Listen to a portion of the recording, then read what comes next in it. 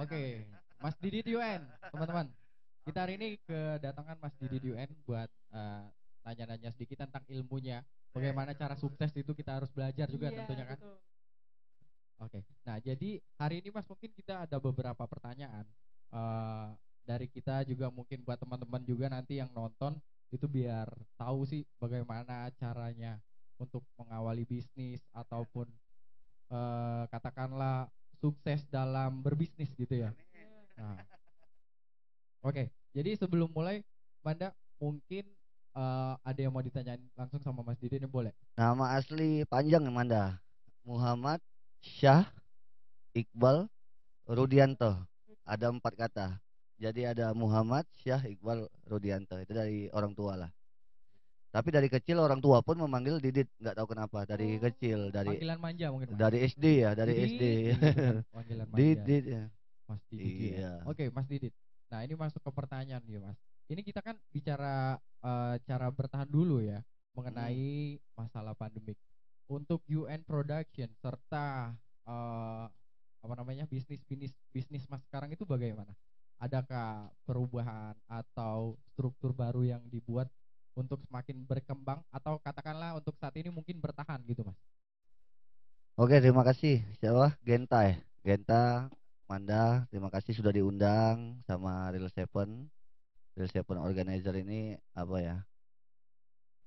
Selain temen, orang-orangnya kreatif-kreatif dan kalau dimonitor di media sosial ya Real Seven salah satu apa perusahaan yang bergerak di industri kreatif event organizer yang sangat apa ya progresnya sangat baik lah, sangat baik dilihat. Jadi kalau hari ini Real Seven mengundang ya sangat terima kasih undangannya untuk menjawab pertanyaan apa Genta tadi masalah apa tadi ya masalah bagaimana UN Production tadi event organizer-nya ya. Soalnya kebetulan saya ini kan di usahanya itu selain di IO ada juga di apa kuliner, ada juga di apa eh, sewa ya atau rental-rental barang-barang produksi ya ya. Jadi ada 3 line bisnis atau usaha yang kita bangun yang kebetulan sama-sama saling menunjang. Jadi kalau strategi pandemi mungkin UN Production menyikapinya mungkin seperti orang-orang lah ya. Kita bijaksana saja kalau memang pandemik ini adalah sebuah musibah yang menimpa seluruh dunia, yang bukan hanya kita negara Indonesia, cuma semua orang sedang berhadapan atau melawan pandemik ini. Nah, bagaimana kami dari UN Production menyikapi pandemik ini mungkin tidak lain tidak bukan selain kita harus bersabar, itu yang pertama. Yang kedua tetap berpikir positif. Yang ketiga kita mungkin terus mengembangkan passion kita di dunia kreatif ya. Artinya kita harus tetap bagaimana memikirkan kita terus berjalan, bergerak dan jangan sampai pandemik ini menghalangi kita berhenti berkreativitas dan berkarya. Itu dasarnya dulu. Nah, strateginya untuk menghadapi pandemik ya UN Production selama ini tetap konsolidasi ya. Konsolidasi dan memahami tentang apa-apa yang dibutuhkan, apa-apa yang menjadi peluang di era pandemik ini. Banyak sekali kita mendapatkan referensi-referensi, tapi kita tidak apa serta-merta untuk mengeksekusi langsung semua ide atau gagasan yang dikumpulkan oleh teman-teman atau tim yang ada di UN Production. Artinya butuh butuh kesiapan juga, butuh kesiapan dan tentang persiapan bagaimana kita melaksanakan sebuah sistem atau kegiatan baru di era pandemik ini dengan tentu hasilnya harus matang juga. Jadi tidak sampai kita harus apa setiap ada ide langsung kita eksekusi, cuma kita harus kumpulkan dulu dari banyak referensi untuk kita pilih-pilih bagaimana yang strategi yang paling tepat untuk kita laksanakan sama-sama tim. Mungkin itu di awal ya. Oke, emang benar Mas. Kita kan sekarang kan emang dikatakan udah new normal kan.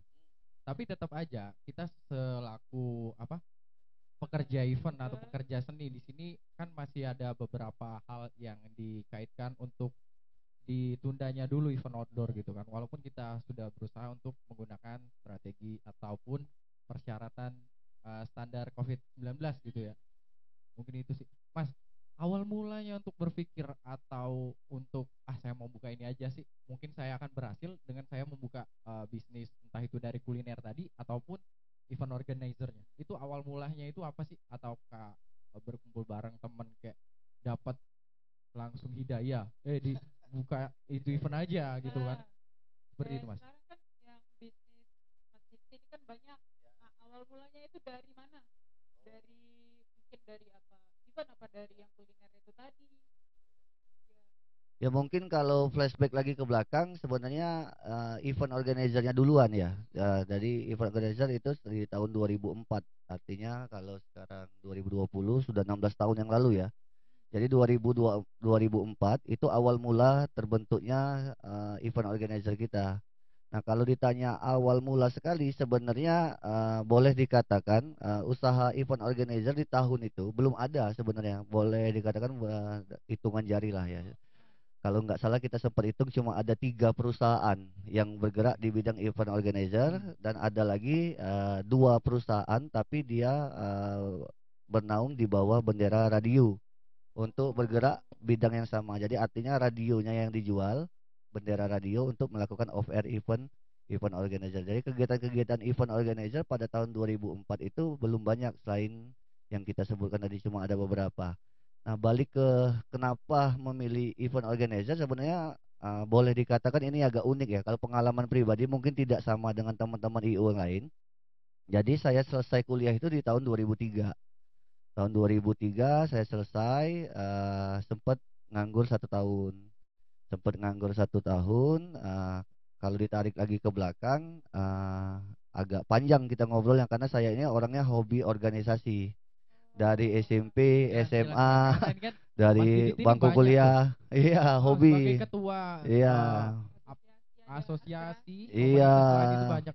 Ada DKP, iya. SCAI, Asperapi itu. Itu yang sekarang. Kalau yang dulu waktu SMP saya aktif di remaja masjid. Di kampung-kampung kan biasa kan ada ikatan remaja masjid. Nah, jadi itu gabung di situ.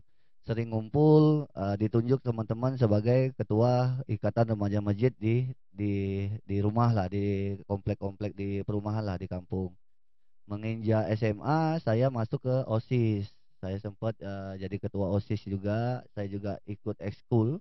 Kebetulan waktu SMA kita bangun ekstrakurikuler itu ada 3. Yang pertama itu paskib, yang kedua itu basket, yang ketiga itu ada drum band dan ada volley juga. Kebetulan kita aktif semuanya aktif. Di bangku kuliah lanjut lagi hobinya. Lupa di SMA saya sudah main band. Jadi kelas 1 SMA udah main band. Jadi anak band dulu. Karena mengenal dengan apa drum band, jadi saya ikut belajar jadi main band selama 3 tahun. Lanjut jadi diseriusin bandnya. Di kuliah karena fasilitas yang nggak banyak, cuma sepak bola yang aktif sama nggak ada paskib.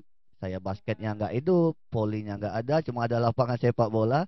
Jadi hobi yang dari SD. Nah, itu SD tuh sepak bola. Jadi aktif lagi di waktu kuliah.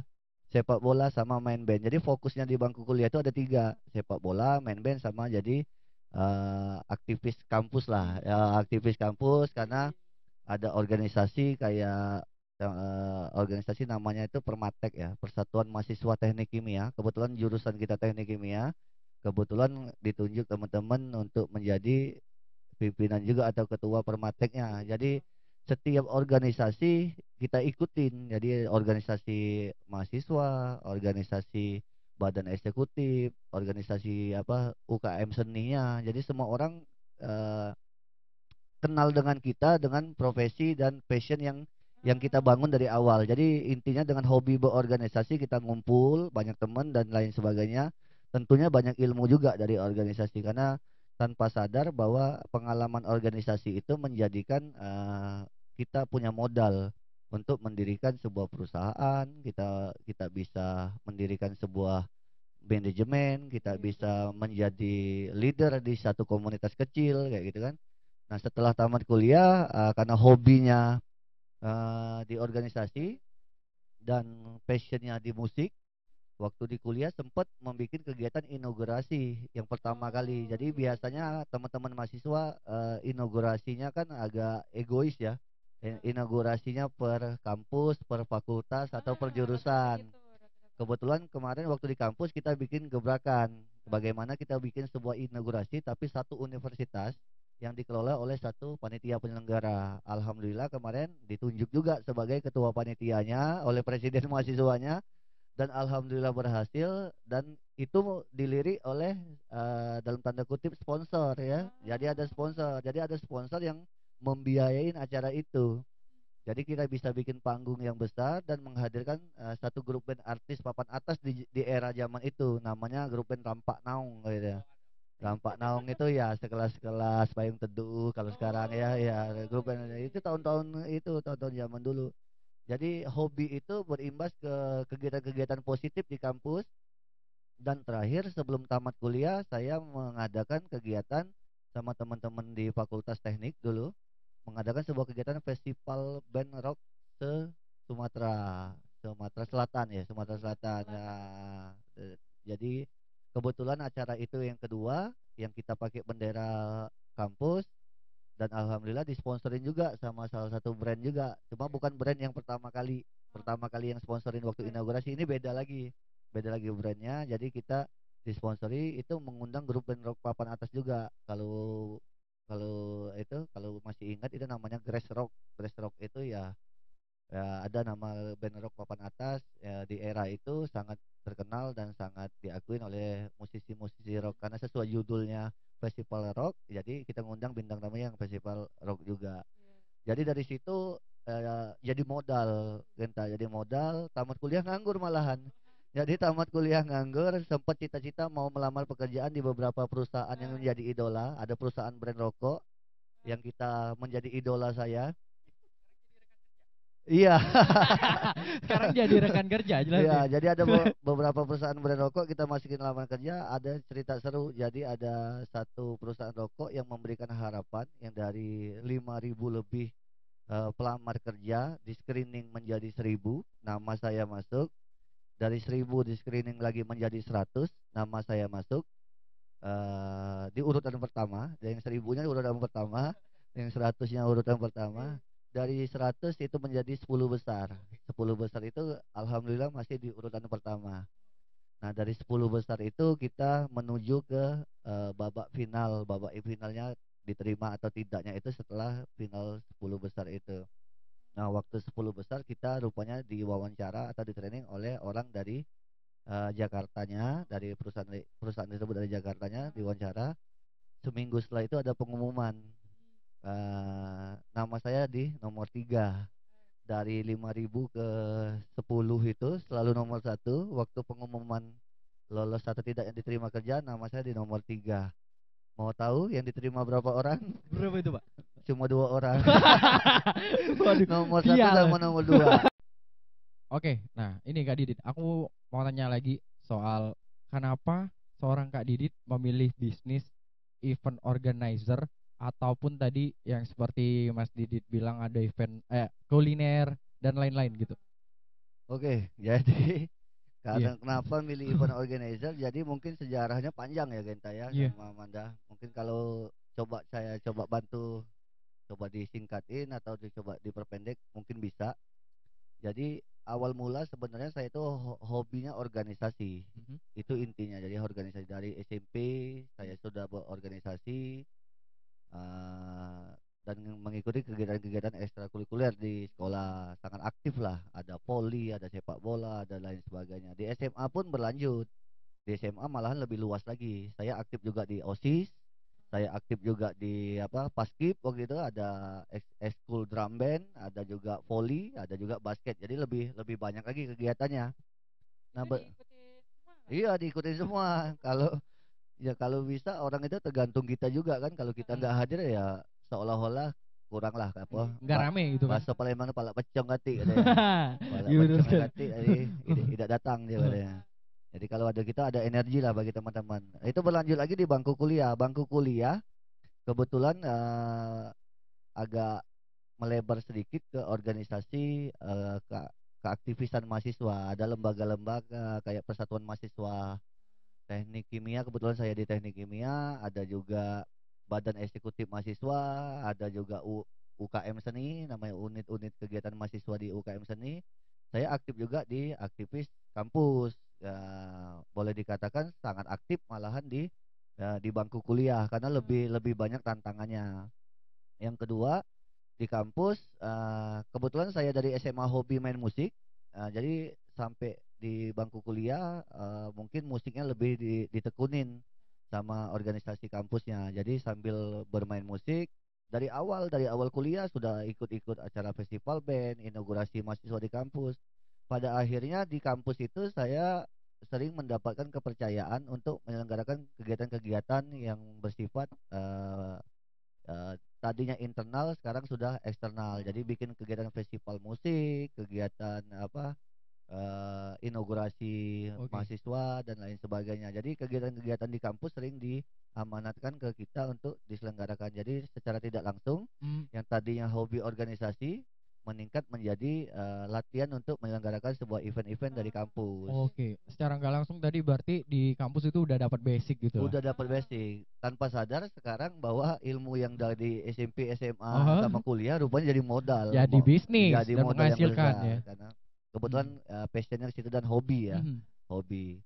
Setelah tamat kuliah sempat ada tragedi, nganggur 1 tahun, Oke. melamar pekerjaan kemana-mana, sempat mengidolakan sebuah perusahaan brand rokok Iya. yang tadinya bisa menyalurkan hobi, Oke. mendaftar di sana. Singkat cerita dari screening 5.000 karyawan tembus 1.000 karyawan Oke. jadi 100, harapan semakin besar ketika pengumuman 10 besar nama Oh, kita masih di atas. Jadi iya. nama saya itu masih di atas sekali. Oh, ini harapannya besar. Udah semakin dekat cita-cita untuk kerja di sebuah perusahaan rokok yang ada kegiatan-kegiatan konser musik yang sesuai hobi itu semakin dekat. Tapi akhirnya kekecewaan yang didapat waktu tes terakhir itu ada 10 besar itu nama saya rupanya di nomor 3. Oke. Nah, yang diterima cuma 1 dan nomor 2. Jadi dua, Waduh, dua, dua orang. Satu tanggung ya sekali. tanggung ya. Jadi sebenarnya Resikonya sempet tuh. sempet curiga juga Manda sama Genta. Ini zaman dulu kan ada istilah apa? KKN ya. Oh iya. Kayaknya saya nggak percaya nomor 1 Iya. nomor 2 itu melebihi kemampuan kita. Cuma karena itu udah keputusan perusahaan ya kita nggak ini ya. Tapi banyak hikmahnya ya dari situ semakin memacu dan motivasi diri kita untuk membuktikan kalau malahan dulu sempat berprinsip kayak gini Genta, Manda. Sampai dalam hati ngomong ini perusahaan akan rugi besar kalau tidak menerima saya sebagai Waduh. karyawan. Iya, karena Oh. perusahaan itu tidak tahu saya punya kemampuan apa di Ah. perusahaan ini. Perusahaan itu belum tahu saya bisa berbuat apa dengan perusahaan itu, tapi dia sudah tidak menerima. Artinya untuk memacu motivasi saya punya pendapat pribadi dalam hati berbicara kalau perusahaan ini rugi lah kalau nggak ngajak kita. Mhm. Itu intinya dari situ sempat nganggur. Menuju ke event organizer. Jadi ada sebuah momentum yang lucu. Jadi ada momentum Lebaran. Kalau kita Muslim kan ada Lebaran, Iya. ada kumpul geng ya, kumpul geng sama teman aktivis mahasiswa. Ah. Waktu kumpul geng itu setelah 1 tahun, itulah momentum awal sekali kebangkitan untuk kita mulai sesuatunya. Karena ada 7 orang yang kumpul, termasuk saya. Waktu kumpul itu di salah satu rumah teman, 6 orang itu dari awal pertemuan sampai akhir pertemuan menceritakan dia kerja di mana. Wah. Semua orang Waduh. pamer ya, semua ada yang pamer kerja sebagai manajer di perusahaan A, ada yang sempat kepala security di sebuah mall di Palembang dengan bangganya dia cerita. Ada yang sudah cerita kerja di sebuah perusahaan pertambangan di daerah, ada yang cerita di lain sebagainya. Belum sempat selesai enamnya paparan pekerjaan, saya agak marah kemarin kata, agak emosi, sempat Ah. sempat marah juga ya. Kalau ini diteruskan, obrolan ini diteruskan, saya mau pulang. Jadi ceritanya kayak gitu. Teman-teman curiga kan, kenapa mau pulang? Tapi mimik muka udah nunjukin kalau kita kurang kurang suka lah di lingkungan Ah. itu. Ditanya, karena kan teman akrab kan, geng lah. Napo bro, nak balik katanya kan kayak gitu. Iya. Enggak lah aku bilang kan. Dari tadi awal ngobrol sampai sekarang berjam-jam cuma kalian apa istilahnya pamer ya. Kalau bahasa Palembang tuh ngambuk gawean bae. Ngamboi, ngancai Iya, gitu. sempat aku bilang, sadar nggak kalian kalau di antara kita dalam ruangan ini ada satu orang yang statusnya pengangguran, belum kerja.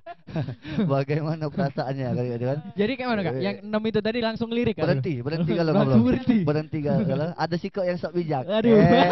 Biasanya emang ada kalau di setiap perkumpulan Iya, kan. ada sih kok yang sok bijak ngomong. Eh. Ya, kebetulan dia memang secara iklim pertemanan dia memang agak bijak. Oke. Ini Tapi- yang kepala security. Tapi dia belum Oh. belum paparan, dia kerja di mana? Oh, Dia belum paparan. makanya dia Oke. bijak.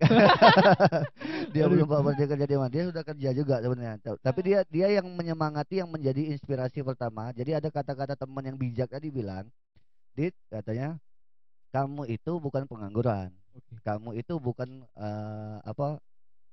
yang nggak bisa dapat kerja," katanya. "Mulai, kamu itu punya potensi." Belum selesai dia ngomong, dipotong sama teman-temannya. Oke. Yang motong yang paparan di awal, ya, karena merasa malu kan, Eh, dia motong Iya. untuk mengobati rasa dosanya dia tadi, dia ngobati. Jadi Cak ini Bedit katanya, "Kalau kau memang nak begawi nih kan," katanya, Kami minta maaf ya. Cuma kalau memang nak begawi, tujuannya nak begawi, kau kapanpun bisa begawi." Masih Waduh. pamer ya. Iya. Masih pamer. "Kau Iya. besok ke kantor aku, katanya, Udah. hari itu juga kau bisa langsung begawi." Dalam hati aku, Kayak manajer ya. masih pamer. Ya sih kok lagi sama nak nunjukkan ini dia kemampuan atau kapasitas dia di sebuah perusahaan itu. Sama, kalau kau memang nak begawi melok aku, kita keluar kota, Oke. begawi di luar kota, kau bisa begawi. Oh. Cuma, ada cuma Ini kalau menarik ini Mas. apa cumanya? Yang aku dengar, kalau aku terima begawi di mereka nakut nih. Oh. Yang gitu. pertama poinnya, kalau kau galak, yang pertama dia kau dari nol jadi anak buah aku. Jadi anak buah aku dari nol. Yang kedua gajinya dari nol juga katanya. Gajinya. Mereka nyebutin gajinya sama posisinya. Tidak menarik. Yang siko ini tidak menarik juga. Jadi artinya tidak menarik. Nah, yang bijak tadi balik lagi ngelanjutkan obrolannya. Jadi dia karena memang bijak, dia beda jawabannya. Jawabannya adalah, "Dit," katanya, "kalau aku beda," katanya. "Kalau aku Jingo, kau itu punya skill, punya kemampuan, punya pengalaman yang tidak dimiliki oleh kami ini." Woi, Oke. itu membanggakan itu. Bangga Iya, dia. iya, Terus bangganya gitu. ya. Agak terbang gitu dia ngomongnya. Iya, karena kau itu kemampuan kau itu bisa jadi melebihi apa yang kami miliki, dia ngomong. Nah, katanya 2 kali dia muji kan ya. Penasaran aku, apa dia kan. Nah, sekarang aku konkretnya katanya. Aku pernah baca berita atau pengalaman obrolan-obrolan dengan kawan-kawan, karena dia aktivis juga, dia banyak informasi. Di Jakarta itu katanya, sekarang itu ada usaha yang kau miliki kemampuannya. Apa usahanya? Dia salah sebut zaman dulu. Oh, gitu. Dia salah sebut, dia sebutnya wedding organizer. Oh, wedding Iya, organizer. di Oke. Jakarta itu katanya ada sebuah usaha uang kawinan katanya. Tidak lagi diurus oleh orang rumah itu katanya. Jadi diurusi oleh uang galau. Oke. Diurusi- Berarti dulu tuh kayak dibilang panitia acara Iya, mungkin. panitia acara. Dia tidak tahu istilahnya juga. Makanya dia salah sebut wedding organizer. Dia tidak tahu istilah kegiatan usahanya apa, dia nyebutkan itu. Oh. Jadi tuan rumah itu tinggal bayar baik katanya. Semuanya dilakukan oleh pihak ketiga katanya. Mulai dari persiapan, bersih ke rumah, menyiapkan makanan, kostum dan lain sebagainya, sampai selesai acara. Rumah itu sama persis pecah sebelum dia Adu acara tadi. Jadi kalau taman rusak dia beneri, kalau ini dia beneri. Dia mengandaikan wedding organizer, sebuah acara nikahan di Jakarta. Itu dibayar mahal katanya. Iya. Itu dibayar mahal. Dia menyemangat itu. Dan terakhir dia ngomong, "Itu yang kau punya," katanya. "Kemampuan kau di situ," katanya. Oke. "Kalau itu kau teruskan, pengalaman kau di bangku kuliah dan lain sebagainya, kau bisa bikin acara, kau ada pengalaman jadi panitia, ketua panitia terus, lomba cepat tepat kimia kau ketua panitia, festival musik kau ketua panitia, liga sepak bola di kampus kau ketua panitia." Disebutnya pengalaman aku. Jadi pengalaman yang aku sudah lalui, aku dewek tidak ingat, dia nyebutnya. Dia ingat, dia nyebutnya. Sampai ada festival rock sesumsel kemarin kau ketua panitianya katanya. Artinya itulah yang tidak dimiliki oleh kami. Kalau itu kau terus ke, aku sangat yakin ada 1000% kau sukses di bidang itu katanya. Oke. Aku tidak jawab. Cuma masuk kalau omongan tadi. Tidak jawab, masuk kalau omongannya tadi. Jadi aku ngerekam langsung nge-review. Bahwa merenung aku, ini benar ini. Cuma tidak aku jawab, tidak aku tunjukin kalau jadi tadi benar kan. Aku diam baik. Cuma emosi agak turun. Dari situ sudah biasa lebaran makan kue lagi lain sebagainya. Cuma omongan yang kawan tadi menjadi momentum awal untuk menjadi gerakan aku untuk coba bangun sesuatu bisnis setelah itu. Pasca dari situ tidak lama Tidak lama aku temui si kok kawan yang menurut aku bisa bantu aku. Ada namanya aku sebut dari sini namanya Yose Rizal. Oke. Dia kawan di kampus.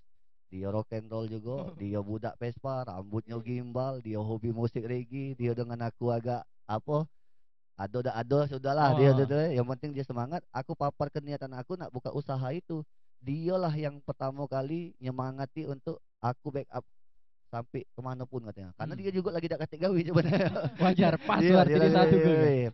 iya dia gawinya cuma ini apa rolling rolling keliling kota pakai Oh. Vespa sampan ya. Yang banyak sampahnya dah. Keluntung-keluntungan Iya, dia. iya. Namanya sama. Iya.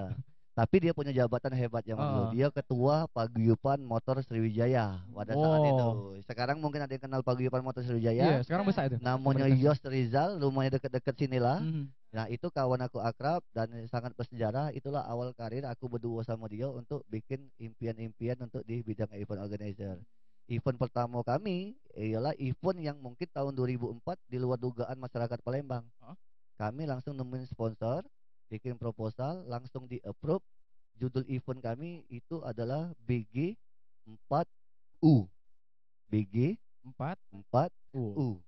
Oke, apa itu? Itu judul acaranya. Artinya BG Palembang, Oh. 4 itu for, U itu you. Oh, oke, Palembang oke. untukmu. Oke. Wah. Wow, keren.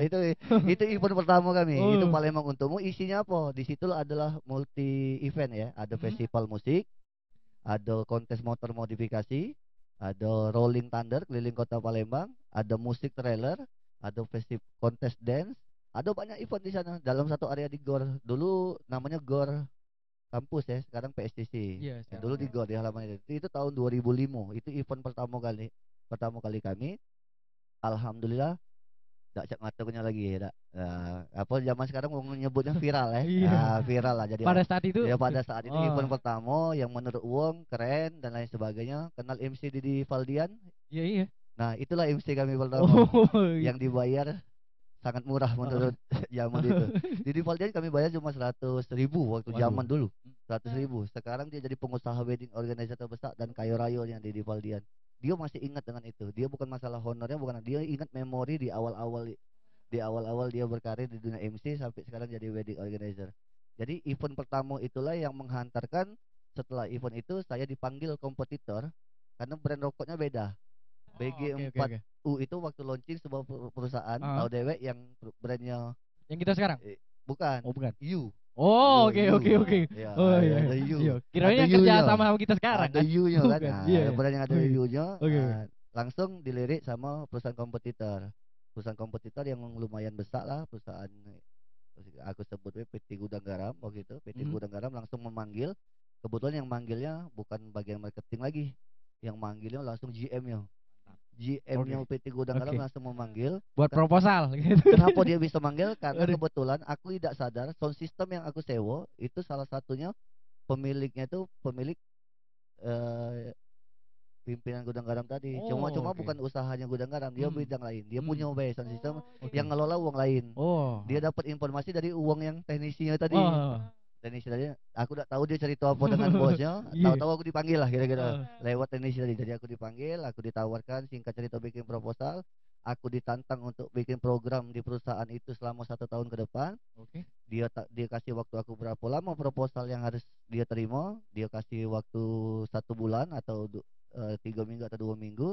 Aku sanggupin kemarin. Kalau nggak salah dia tantang dalam waktu 2 minggu kemarin. Bisa tak 2 minggu kemudian Anda datang lagi bawa proposal untuk program 1 tahun ke depan katanya. Bisa tak ditantang itu? Apa yang terjadi?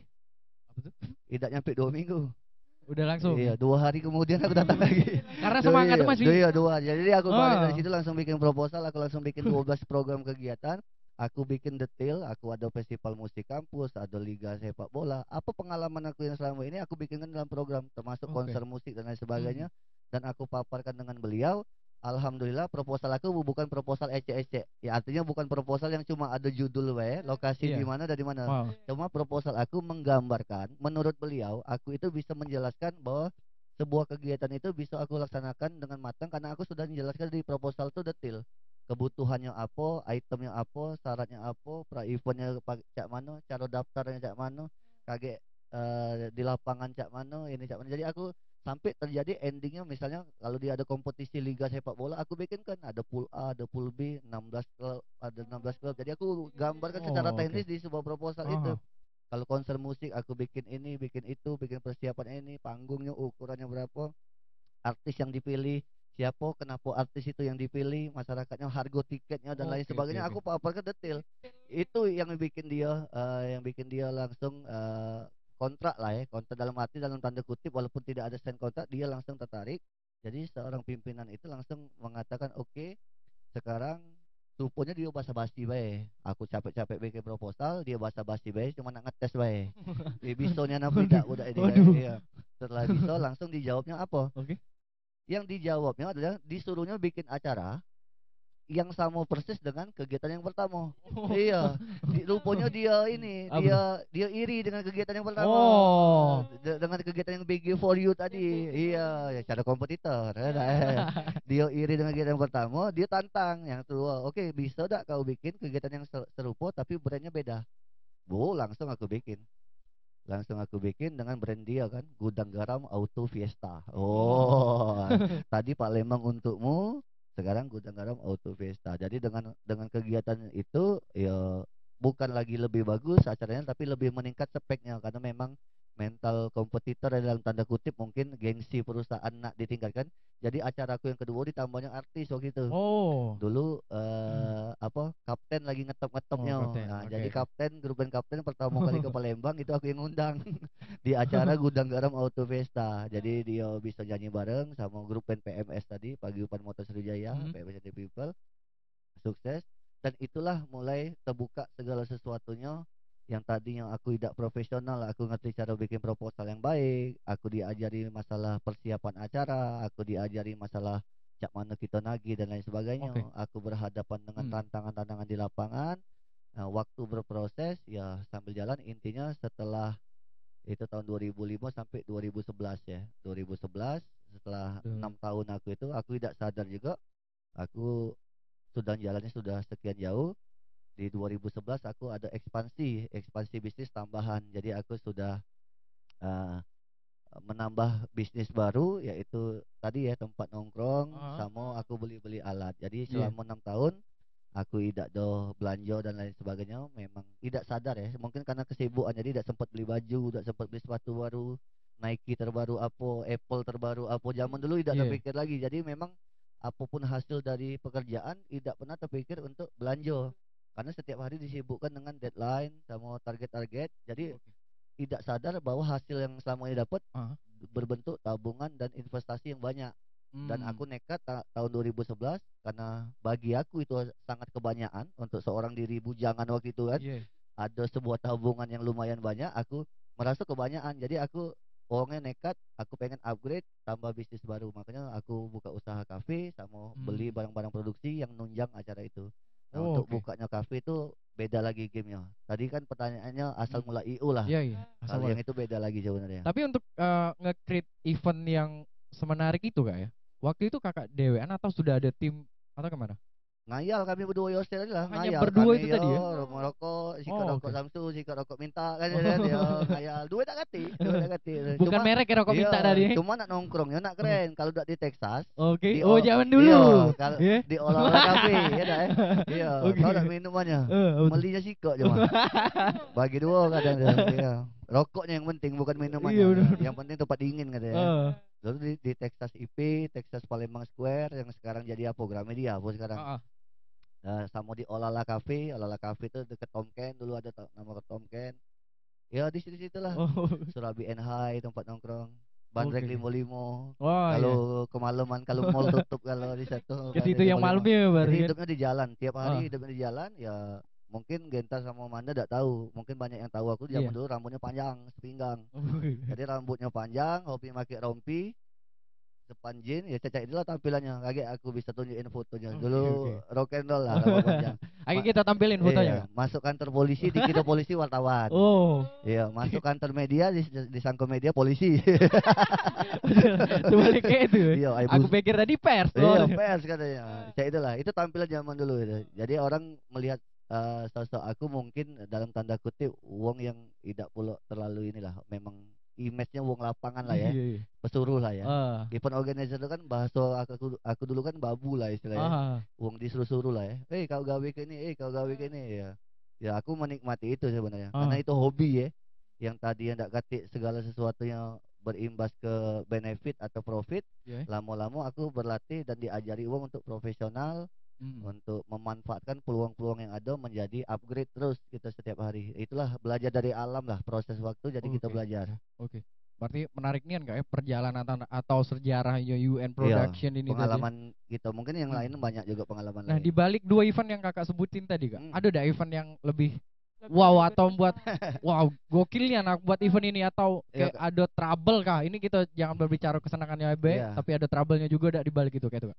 Sebenarnya kalau event itu yang paling berkesan paling event yang pertama itulah. Yang Event paling pertama itu oke. karena di Aha. tantangan, effortnya sangat tinggi, harapannya sangat tinggi dan memang tidak galak, tidak galak kita gagal kan. Artinya kita bikin seperfect mungkin tanpa kompensasi seberapa capeknya kita, seberapa tenaga kita habis, nak tidur nak tidak istilahnya itu kan. Artinya kita coba berusaha itu event harus dipertanggungjawabkan ya, karena itu nafas awal kita. Wah setelah itu sukses lewat, artinya pengalamannya dari situ. Kalau trouble di lapangan bukan trouble ya. Zaman dulu itu trouble itu menjadi sebuah ini ya, sebuah semangat malah gitu. Oh ada mah, oh ngangkut ini katik mobil berhijau.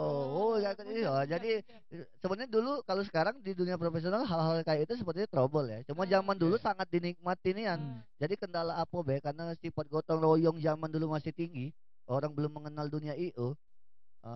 Zaman sekarang mungkin uang diinjuk baju sama ID card sama nasi kotak mungkin jadi volunteer atau jadi helper sudah kurang menarik ya. Iya. Zaman dulu yang Bangga. namanya ID card sama Oh. baju kaos itu mahalnya minta ampun zaman dulu. Ya bangganya beda zaman dulu ya. Heeh. Zaman sekarang mungkin karena udah berubah lah ya. Iya. Iya, zaman dulu orang diinjuk baju kaos baik. Waduh, enggak pacak ngatakannya. Dia kalau pacak belum lagi cuci besok pakai lagi baju itu. Iya, karena dia ada Mereknya tadi, judul iya. acaranya, ada judul acaranya itu yang mungkin jadi kebanggaan itu yang pertama. Sampai sekarang ya kalau ditanya pengalaman dari 2005 ya, 2004 startnya, ya mungkin sudah 15 tahun lah ya, 15 tahun di IO sudah sangat banyak acara yang kita lewati, baik itu skala kecil menengah. Jadi intinya udah gado-gado lah, udah gado-gado. Insya Allah event-event yang di daerah yang skalanya kecil, menengah, sedang dan besar pernah kita Jalani. nikmati ya, atau kita jalani dengan segala tantangannya.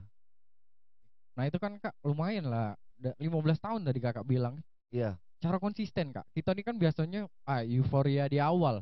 Aku pengen membuat perusahaan atau aku pengen buka usaha baru. Kayak aku kak kemarin sempat gagal juga, aku ada juga mobil susah. Iya. Tapi beberapa minggu atau beberapa bulan pak ya aku semangat deh. Karena aku ya down lah katakanlah kayak itu. Nah intinya tuh cara kita semangat untuk tetap stabil itu apa sih kuncinya gitu? cara konsisten stabil apa ya? Kalau ini versi pribadi lah ya. Takutnya kalau kita kasih ini takutnya beda-beda ya. Kalau kalau posisi pribadi ini intinya yang aku alami cara konsisten itu sebenarnya modalnya dua sebenarnya. Kalau aku tuh pekerjaan itu sebenarnya passion ya. Aku seneng dengan pekerjaan itu dulu ya. Passion, aku menyenangi dan memang inilah lah. Oh ini aku nih misalnya aku buka usaha. Oh ini usaha aku nih lah pribadi aku ya. Kalau Genta tuh mah agenta banget lah ini kan usaha ini karena memang disenangi. Jadi passionnya dulu yang pertama, platform dasarnya itu yang pertama. Yang kedua, yang bikin kita konsisten mungkin aku itu menganggap masalah tadi. Masalah itu bukannya tantangan harus bikin kita stres. Masalah itu adalah game. Game bagaimana kita melakukan terobosan untuk mengatasinya. Jadi aku menganggap masalah itu kalau kita bisa mengatasinya dengan cerdas, tepat sasaran dan cerdik, bagi aku itu sebuah permainan ya. Aku anggap itu permainan. Jadi kita beradu imajinasi, beradu strategi untuk setiap ada tantangan atau hambatan atau masalah itu jadikan semangat untuk kita lebih lebih galak lagi kita ngatasinya dibanding kita protes dengan masalah yang timbul, karena masalah itu sampai kapan we kan akan timbul. Iya benar. Sehebat apa orang, Oh. sebagus apa perusahaan, Aha. tantangan sama masalah itu tidak akan habis. Nah, jadi harus kita jawab. Prinsipnya apa? Masalah pasti bisa diatasi. Nah, sekarang kita angkat lagi grade-nya. Kalau masalah itu setiap masalah bisa diatasi, kita lengkapi lagi gedenya. Setiap masalah bisa diatasi dengan smart, cerdas, cepat, tangkas dan memang tepat sasarannya. Jadi kita harus beradu lagi ke Oh situ. iya, Jadi aku benar masalah benar. itu jadi ke vitamin lah intinya. Aku jadiin semangat, jadikan vitamin, menjadi inspirasi kita karena pengalaman itulah yang menjadi modal besar untuk kita berkembang kemudian hari. Jadi kalau kita ya takut ketemu masalah dan lain sebagainya itu akan sulit. Jadi dua dua poin tadi, passionnya harus kita dari kita nian Mhm. galak. Yang kedua memang permasalahan atau hambat yang timbul itu bukan menjadi ini ya, bukan menjadi buat kita tidak konsisten, Heeh. malahan menambah kita Iya. menunjukkan aku kan nggak konsisten kan aku Oh, mampu ngatasi ini. Kalau dua hal ini sudah kita lewati, insya Allah kalau aku pribadi ngalaminya dua hal ini yang paling banyak mempengaruhi kita masih bisa ada sampai sekarang. mantap sekali Kak. Selain itu bidang bisnis. Nah, kayak kayak mana Kak? Dalam bidang bisnisnya mempengaruhi tidak? Atau tamu-tamu tuh berkurang karena adanya corona ini? Kan kita tahu kan ya yang kafe, Ya yang di kafe. kafe. Yang Selama ah, pandemi ini ada kayak pemasukannya berkurang atau pengunjung berkurang selama pandemi kayak signifikannya dari perbedaan. Ya kalau di kafe kan baru juga kalau Nah, tadi IO dari 2004, kalau kafe itu aku mulai buka usaha di tahun 2011 Manda. Jadi sekarang 2009 tahun. 9 tahun pandemik ini kan baru tahun ini. Kalau 9 tahun ke belakang itu tidak katik masalah, biasa naik turun naik turun. 5 tahun pertama dia sangat survive. Memang ada beberapa tantangan, tapi itu tantangan yang natural dan alami di setiap usaha. Contohnya perbaikan konsep, maintenance barang-barang, penyegaran sesuatu yang baru, itu tantangan-tantangan biasa, mampu kalau kita lewatin. Cuma kalau di pandemi mungkin ya, mungkin aku bisa mewakili usaha kuliner yang lain, mungkin sama baik ya, semua terdampak. Jadi ya, dampaknya pandemi ini eh, seluruh sektor itu oke. terdampak untuk kita ini kan, Heeh. untuk kita atasi. Jadi kalau pengunjung berkurang dan lain sebagainya, dia tetap kita akui tetap ada dia Iya, karena apalagi ada masih musuh di depan kayak di iya seberang itu.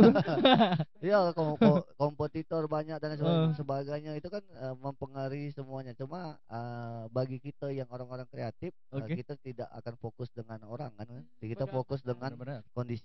kondisi kita apa ya kita atasin beh. Jadi kalau kalau istilahnya tuh kalau memang ada tantangan yang tadi balik-balik tadi ya kita tinggal pikir lagi cak mana strateginya. Jadi kita fokus dengan yang kita kerjakan. Iya. Kami juga mau kasih Udah Wanda ditunggu minta inspirasinya. inspirasi. Sebenarnya ini masih Eh, banyak nih man yang harus diulik. Ayo kan? Secara Kak Didi Dewe pembisnis yang sangat berhasil di Palembang gitu katakan dulu kayak itu. Amin. Masih banyak lah yang lebih berhasil. Oh, Cuma kalau berbagi pengalaman bolehlah. Ya pengalaman. oke. Oke, mungkin itu Baik. dulu, Ya, teman-teman. makasih ya Kak Didit Iya sudah sama-sama datang. Manda. Terima kasih semuanya. Semoga apa yang kita sharingkan hari ini bisa Yoi. bermanfaat untuk Oke. orang banyak Mhm. dan safe, dan thank you for watching. See you on our next podcast. Oke, thank you. Dah.